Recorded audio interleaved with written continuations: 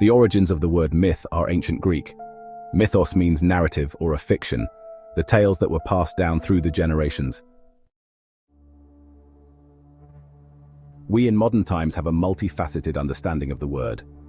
The original meaning of a story is to be found in the Greek myths, the myth of Prometheus, of Narcissus and Tantalus. The second, more contemporary use of the word has a connotation of getting something all wrong. Some myths get debunked by science and fade into obscurity, like the myth we use only 10% of our brains. Others come from generational prejudices and stereotypes such as blondes have more fun. The myth of Sisyphus exists both as a classic fireside story of gods misbehaving and as a cautionary tale of the elemental truths we choose not to see. Sisyphus was the king of Corinth and was notorious for his cunning and deceitfulness.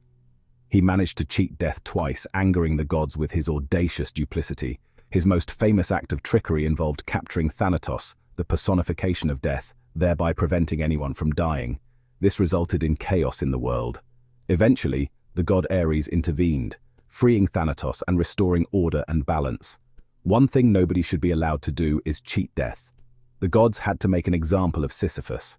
As punishment for his hubris and deceit, Sisyphus was condemned by Zeus to an eternal fate in the underworld.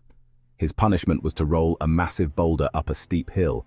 However, each time Sisyphus neared the summit, the boulder would roll back down, forcing him to start the task over again. Every time he gets to the top, he has to start all over again, day after day, living in expectation that his ordeal will be over when he gets to the end, and each time he has to start again from the bottom. The French existentialist philosopher Albert Camus uses the myth as a metaphor for the human condition. He argues that life is inherently meaningless, but individuals can find their own meaning through their actions and choices. Sisyphus finds purpose in his perpetual struggle even if it is meaningless, finding meaning where none exists. He may even experience a degree of happiness, kidding himself that one day it will be all worth the time and effort. That life is not meaningless. Jean-Paul Sartre redeemed Sisyphus by transforming him into an existential hero, resolutely defining himself by his actions, cheating the pointless absurdity of existence. This, according to the existentialists, is the key to living a meaningful life. Waiters define themselves by doing their waitering while they are at work. A writer defines themselves by writing, not in our words, but by the act of writing which then gives meaning to what we write. When we write, we are Sisyphus, resolutely defying the emptiness of our days and becoming existential heroes. I write, therefore I am. The same could be said for reading. It's not the words that count, it's the act of reading, of processing information that defines us in that moment. This is the power of what we do in the now, the power of action. Even though we may be painfully aware that what we do is pointless, we give our lives meaning by acting. By driving a truck, taking the dog for a walk, defending a villain in a courtroom, delivering a pizza on a scooter, by walking down a catwalk, even meditating in a quiet place. This is the launchpad to live a meaningful life. There is a mystical interpretation of this myth too.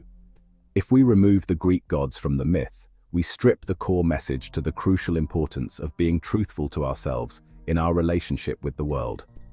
Sisyphus is a con man, and he deceives himself that the world is real and not a projected matrix. He was never going to cheat death because death is an illusion and everything in the material world is an illusion. His life is a loop of doing the same old thing with zero consciousness, no awareness, deluded that whatever he does matters. With all his cunning and deceit, the only person he deceives is himself. His punishment is to live in a state of self-deception.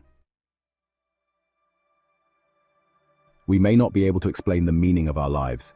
We may not be able to logically justify the concept that the world is experienced as a beautiful illusion.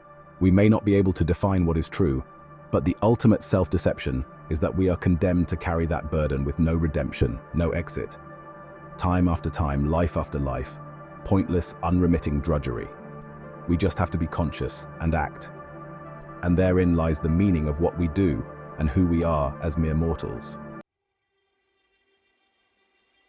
As we navigate through the complexities of existence, the myths and tales of yore continue to offer profound insights into our own lives. In the story of Sisyphus, we find a mirror reflecting our own struggles and triumphs.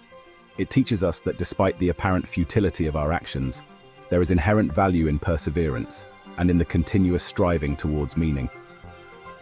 Every action, every moment of awareness, is a step towards understanding our place in the universe. Thus, in the act of living with intention, we carve out a meaningful existence, however fleeting it may be.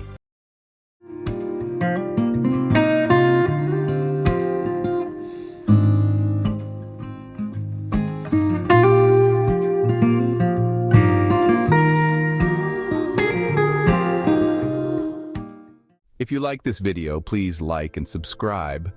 I would love to hear your thoughts, or if you have a first-time experience that you would like to share, let us know and we can incorporate this in a future YouTube video on this channel.